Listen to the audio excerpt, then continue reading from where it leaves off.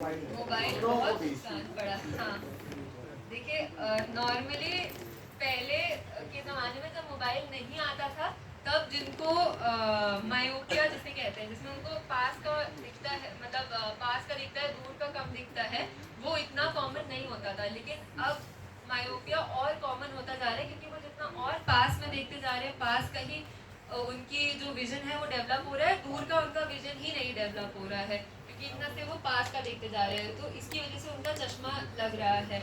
और इसलिए हाँ, मोबाइल कंप्यूटर की वजह से तो बहुत ज़्यादा विजन अफेक्ट हो रहा है। इसलिए बच्चों को जिनको स्पेशली चश्मे लगे होते हैं, उनको हमेशा आपको एडवाइस करना चाहिए कि कम से कम दिन में 1-2 घंटा तो वो बाहर जाके खेले, वो बाहर खेले, और फ़ोन, कंप्यूटर, लैपटॉप जितना कम से कम हो उसको इस्तेमाल करना है। अभी आप देखोगे अस्पताल में जाते हो, छोटा बच्चा रहेगा, रो रहा है तो माँ बाप मोबाइल पकड़ रहे हैं उसके हिसाब से। तो आदत जो बच्चों की बिगाड़ रहे, माँ बाप बिगाड़ रहे हैं ना। अभी आप मतलब वेस्ट कंट्रीज में जाओ अभी, तो वहाँ पे ये ट्रेंड चालू हो गया है कि 5 साल तक बच्चे को मोबाइल भी नहीं दिखाते। मैम क्या महाराष्ट्र में सीतापुर की ब्रांच है? सीतापुर आए आप? नहीं, महाराष्ट्र में कहाँ पे? महाराष्ट्र में रहती है वो, पता नहीं नहीं, मैं खुद महाराष्ट्र से हूँ, तो कौन से गाँव में बता सकता हूँ। प्रॉपर वो चेंज होते रहते हैं लोग ना। नहीं फिर भी कहाँ पे है वो तो। अभी तो औरंगाबाद करके लिखा है।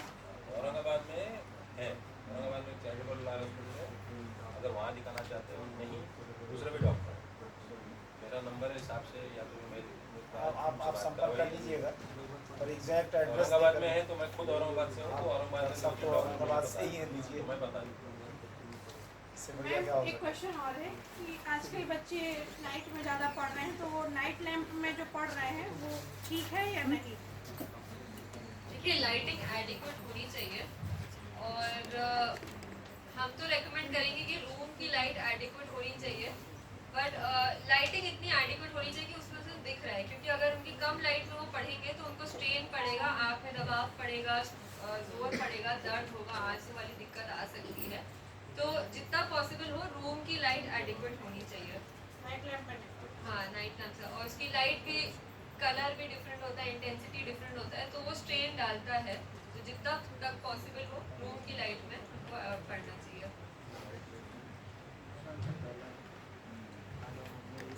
और किसी की कोई जिज्ञासा? सभी किसी न किसी रूप से इससे प्रभावित हैं, और आप तो बच्चों को शिक्षा देते हैं। मेरे पिताजी को 10 साल पहले देखने में दिक्कत हुई, उन्होंने चश्मा लिया, लगाया, उसके बाद बिना चश्मा के दिखने लगा। अब वो 66-68 के आसपास थे। तो पहले थी दिक्कत, फिर खत्म हो गई। क्या उनको ऑपरेशन करा लिया? कुछ नहीं करवाया, सिर्फ चश्मा कुछ दिन लगाते रहे, उसके बाद में चश्मा भी हट गया। और अगर आप उनका एक बार चेकअप कराएंगे तो आपको जो भी डॉक्टर वगैरह बताएगा कि उनको मोतियाबिंद है, और वो पक रहा होगा, क्योंकि जो मोतियाबिंद होता है उसकी ऑप्टिकल प्रॉपर्टी होती है, वो जितना जितना गाढ़ा होता जाएगा वो अपने आप एक चश्मे की तरह काम करने लग जाएगा। तो जो वो चश्मे की तरह खुद ही काम करने लग जाएगा, तो जो पहले जो आँख की जो रेस थी लाइट की, वो जो उनकी पर्दे तक नहीं पहुँच रही थी, वो अब मोतियाबिंद के गाढ़ेपन होने की वजह से वो उनके पर्दे तक पहुँच रही है, इसलिए उनको दिख रहा है। पर ये मतलब एक अच्छी चीज़ नहीं है, क्योंकि इसका ये यही बता रहा है कि मोतियाबिंद और पक रहा है, तो उनका विजन में भी आ गया होगा, बट वो विजन की क्वालिटी अच्छी नहीं होगी। उनको हो सकता है कलर्स कुछ डिफरेंट दिख रहे हो, जो एक नॉर्मल मतलब एक साधारण आदमी जितने नहीं दिख रहे होंगे उनको। तो एक बार उनका चेकअप करा देगा, उनका मोतियाबिंद हो सकता है पक गया हो।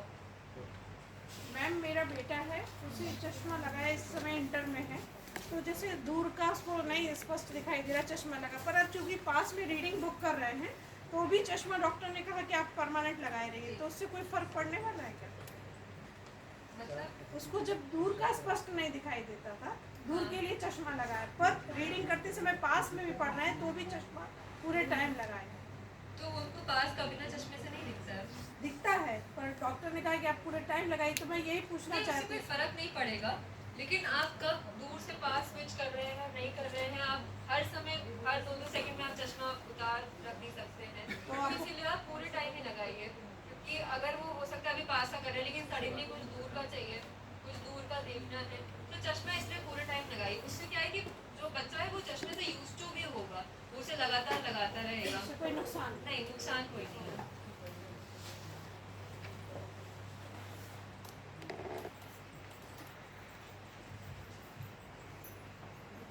जी और कोई प्रश्न?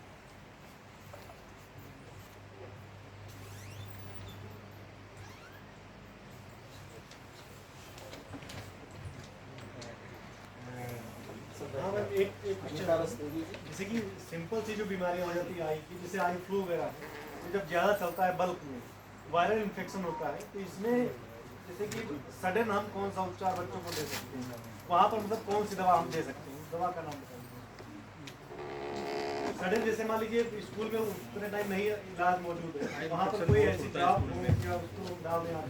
देखिए सेल्फ प्रिस्क्रिप्शन तो सबसे डेंजरस एक चीज़ है, तो हम तो उसके अगेंस्ट ही एडवाइस करेंगे। लेकिन अगर आपको वायरल है, ये हमें पहले डिटेक्ट करना ज़रूरी है कि वो किस कारण से इन्फेक्शन हो रहा है, कि यदि वो वायरल है कि बैक्टीरियल है, तो उसके ट्रीटमेंट अलग अलग होता है। लेकिन अगर आपको एक ही दवाई देनी है जो उसको नुकसान नहीं करेगी और उसको फ़ायदा करेगी, तो वो लुब्रिकेंट्स करके आती हैं, लुब्रिकेंट ग्रीन कलर की बॉटल्स आती हैं, लुब्रिकेंट आप दे सकते हैं, कार्बोक्सीमिथाइल सेलुलोज, CMC बोलते हैं, CMC। कलर का बॉटल। ग्रीन कलर वो बच्चों को आराम देगी। और फार्मूला क्या है? CMC CMC। वो कोई नुकसान नहीं करेगी, पर हो सकता है कि वो ट्रीटमेंट अधूरा ही है। लेकिन अगर आपको ओवर मतलब ऐसे देना है कि अगर आप अभी नहीं दिखा पा रहे हैं तो इसीलिए ही है, लेकिन वो अधूरा ही है ट्रीटमेंट। उसके बाद आपको कोई दिखा के एंटीबायोटिक या एंटीवायरस भी चलाने की ज़रूरत है।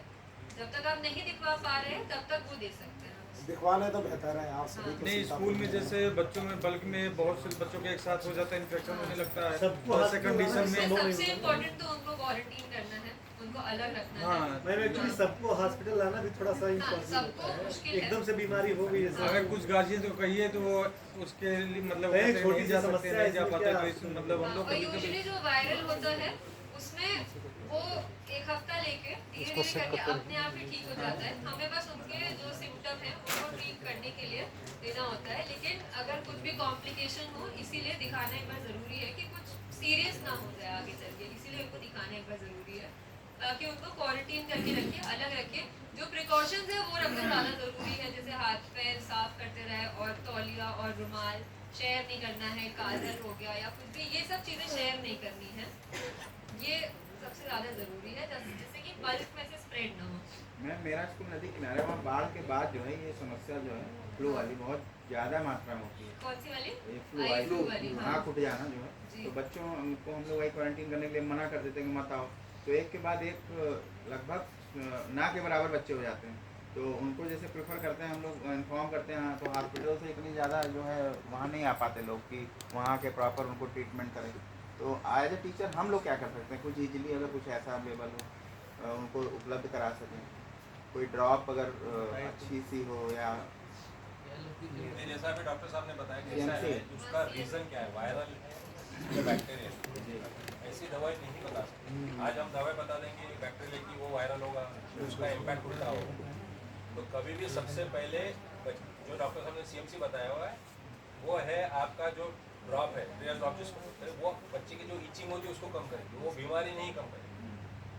तो कभी भी आई फ्लू के चक्कर में आप ये मत बताइए कि ये दवाई डालने से हो जाएगा, तो उसके बाद भी जाओ फार्मासिस्ट पर जाओ, दवाई दो, वो दे देगा कोई दवाई पकड़ के, बट वो कौन सा फ्लू है, मतलब वो नहीं हो पाया तो मुश्किल है, फिर दवाई उल्टा असर कर सकती है।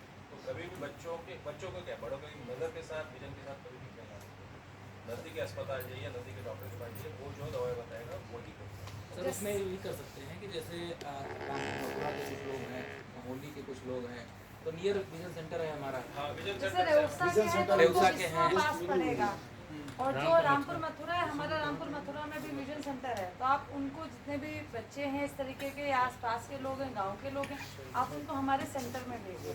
विजन सेंटर है रामपुर विश्व में मथुरा शुगर फैक्ट्री के पास पे जो है, विश्वा में शुगर फैक्ट्री के पास नहीं, फैक्ट्री में ही है। हाँ, पोस्ट ऑफिस के बिल्कुल जी जी जी जी, वही विश्वा विजन सेंटर सीतापुर राक अस्पताल का है। आप वहाँ पे विजिट करिए, हमारे ऑप्टोमेट्रिस्ट होगा, वहाँ पे ट्रीटमेंट देगा। और टेलीमेडिसिन होता है, आप यहाँ से वीडियो कॉल के थ्रू डायरेक्ट डॉक्टर से बात कर सकते हैं। तो और जितना भी जैसे वो ट्रीटमेंट दे देगा, अगर उसको लगता है कि रेफ़र के लिए, तो वो यहाँ पे बेस हॉस्पिटल में रेफ़र करेगा। अदरवाइज़ आप लोग सजेस्ट करिए कि नियर बाई जो हमारे विजन सेंटर से वहाँ पे विजिट करवाइए। रामपुर मथुरा में सरस्वती इंटर कॉलेज के पास है, कॉर्नर पे जो ये थाना है, थाने स्कूल के का आगे नाम बता दो। Saraswati inter college. जी जी महमूदाबाद में भी हमारा विजन सेंटर है। महमूदाबाद में बेटा मोड़ के पास जस्ट है, जो सिरोली क्रॉसिंग है, क्रॉसिंग के आगे बेटा मोड़ पे। रेवसा में नहीं है सर। रोसा में नहीं है, रोसा का हमारा विश्व में ही है। ग्रामीण क्षेत्र के लोग नहीं आ पाते हैं, विश्वास से बहुत कम आते हैं। सर इसीलिए हम विजन सेंटर का उद्देश्य ही यही है कि जो जैसे सर ने बताया था, रिमोट एरिया होते हैं गांव के, वहाँ पे लोग अवेयरनेस नहीं होती, दूसरा यहाँ तक आ भी नहीं पाते हैं। तो हम लोगों ने सेंटर विजन सेंटर वहीं पे इसलिए खोला हुआ है कि वो जो गाँव के लोगों को दिक्कत होती है, सोचते इतनी दूर कैसे आएँ, क्या करें, तो उनको इसलिए हम लोग वहाँ पे भेजते हैं विजन सेंटर पे। तो आप लोग उनको रिकमेंड कर सकते हैं नियर बाई विजन सेंटर से। जी बिल्कुल, वो कनेक्ट रहते हैं हम लोग वहाँ से। देखिए जैसे मैडम ने बताया, टेलीमेडिसिन नाम की आजकल चीज चल रही है हर विजन सेंटर में। टेलीमेडिसिन जिसके सामने आप पेशेंट उधर बैठेगा, वीडियो के माध्यम से यहाँ पे हमारा डॉक्टर देखेंगे, ठीक है ना। तो पहले ये चीज़ नहीं थी, अभी टेक्नोलॉजी ने ये पॉसिबल कर दिया हुआ है कि पेशेंट को हो सके यहाँ तक भी आने की जरूरत नहीं। छोटी मोटी बीमारी हो, विजन सेंटर जाए, वहाँ पे अगर जो हमारा ऑप्टोमेट्रिस्ट बैठा हुआ है वो दवाई अगर उसको भी नहीं समझ, तो यहाँ पे टेलीमेडिसिन के द्वारा यहाँ पे एक डॉक्टर बैठा रहता है। अगर हम टूर पे जाएंगे अस्पताल के टूर में, तो इनको ये दिखा जरूर देना, हमारा टेलीमेडिसिन वाले जहाँ बैठते हैं, तो वहाँ पे देखेंगे आप कोई ना कोई विजन सेंटर, कोई ना कोई पेशेंट कनेक्ट होता है। तो आप वहाँ पे भी बच्चों को, या जो भी बच्चे ही नहीं, किसी को भी, जिसको भी हमारे पेशेंट को वहाँ पे भी लेके आ सकते हैं।